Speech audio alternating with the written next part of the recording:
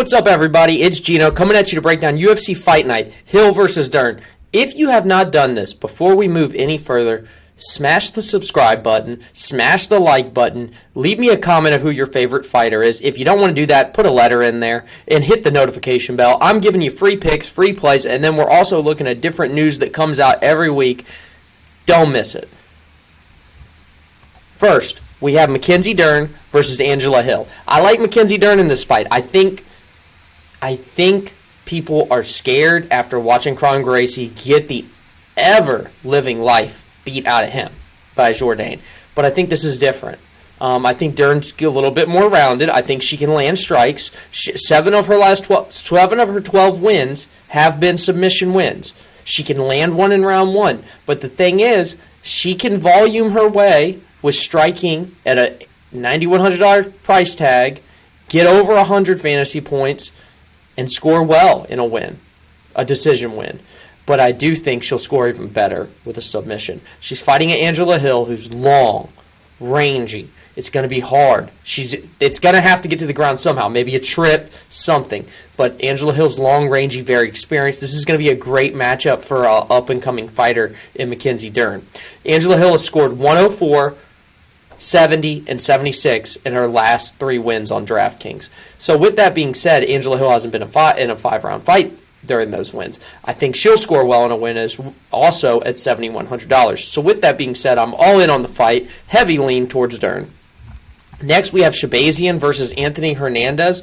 Now, Anthony Hernandez is one of the guys, it always drives me nuts when the lower bar comes up. But anyways, Anthony Hernandez is a takedown machine, wrestling monster. He will accumulate a ton of volume. He scored 120, 117, 94, and 134. It appears Shabazian's getting fed to him. The only way Shabazian wins in this fight is a round 1 finish. So with that being said, I'm going to match the field on Shabazian, which will be like, 12%? Not sacrificing that much of my 150, but I'm going to treat Hernandez as a core play because I really think at $9,400 he could smash and be lesser owned because people tend to, those price tags scare them off. Next, we have Emily Ducote versus Lupita Godinez.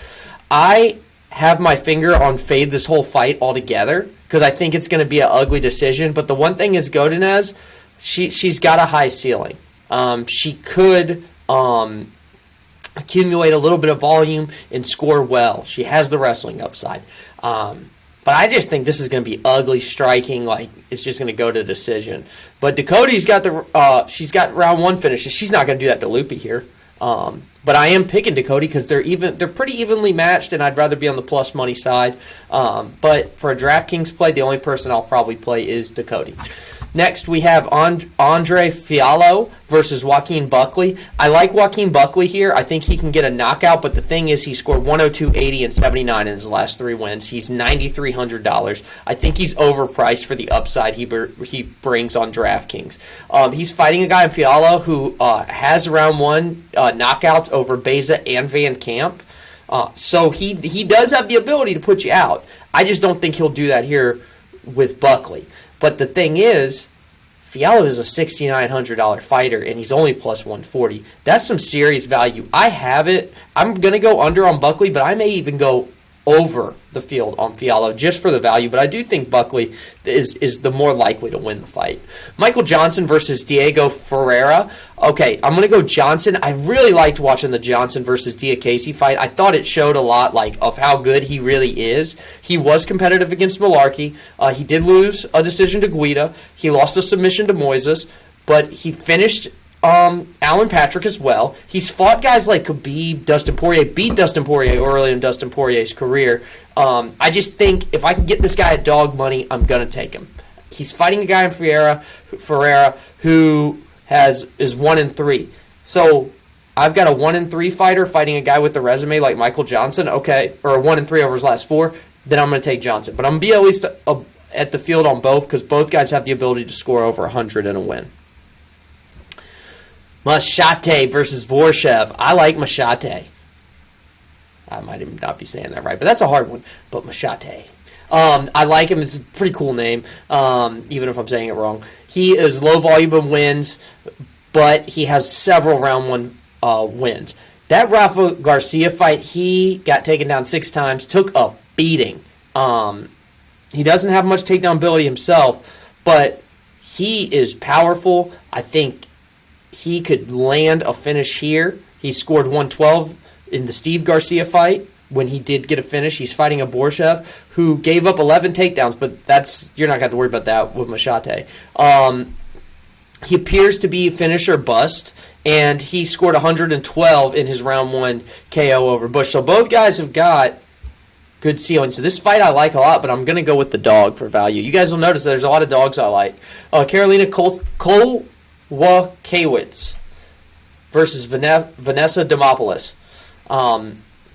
I'm going Demopoulos. I think that, again, women's MMA, they're so closely contested in this division. You got a 3-1 in her last 4. She's fighting Kowalkiewicz, who is 2-3 in her last 5. Kowalkiewicz lost a submission to Panay, submission win over Herrig. She has a submission win over Herrig and decision win over Gomez Juarez. So she has the ability to get it finished too, but her volume stinks in decision. So she's going to need that finish. She's fighting a Demopoulos who scored 99, 70, and 91 fantasy points in her last 3 wins. She does have takedown ability and some control time, so at $7,700 she could score well with a win. So this will be another dog I'm going with, but I'm going to be elevated on this fight altogether.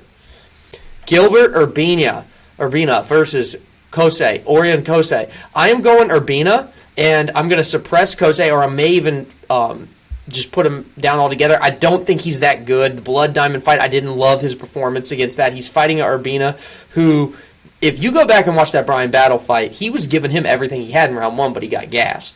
And then that's when Brian Battle was able to do something, get on his back, and then submit him. But I think that doesn't happen here. I think that loss gets him better. So I'm going to go Urbina, and he's one of my favorite plays, especially as a dog. Next, we have Latifi versus Nascimento. I'm going to go dog or pass here because Nascimento just doesn't seem to score well. He doesn't seem to have the volume overall in any regard, in any realm. He's fighting a very experienced Latifi who has had his chin cracked, but I don't think that's what will happen here. So I like Latifi. I think he gets the win, but it's going to be Latifi or pass. Next, we have Chase Hooper versus Nick Fiore. I actually am going to go Chase Hooper here.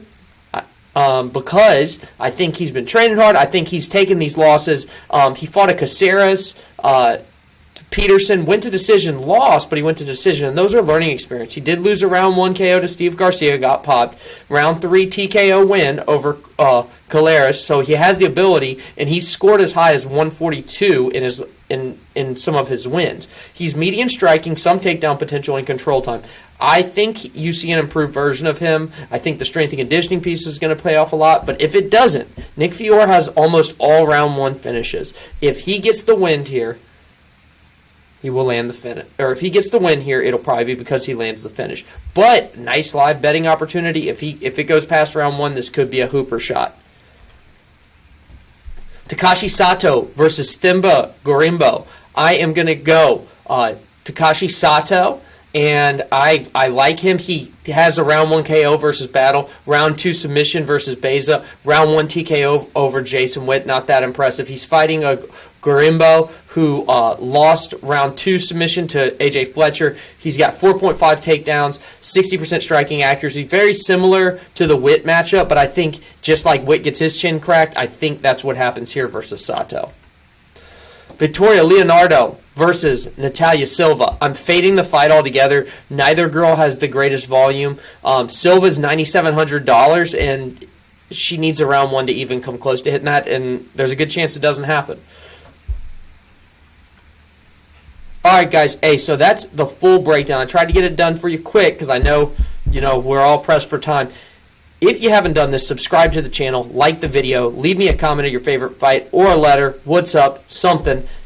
And finally, if you are not in the DFS Army, you are missing out. Use my promo code DFLGino and get 10% off. All right, guys, good luck, and let's take one down tomorrow.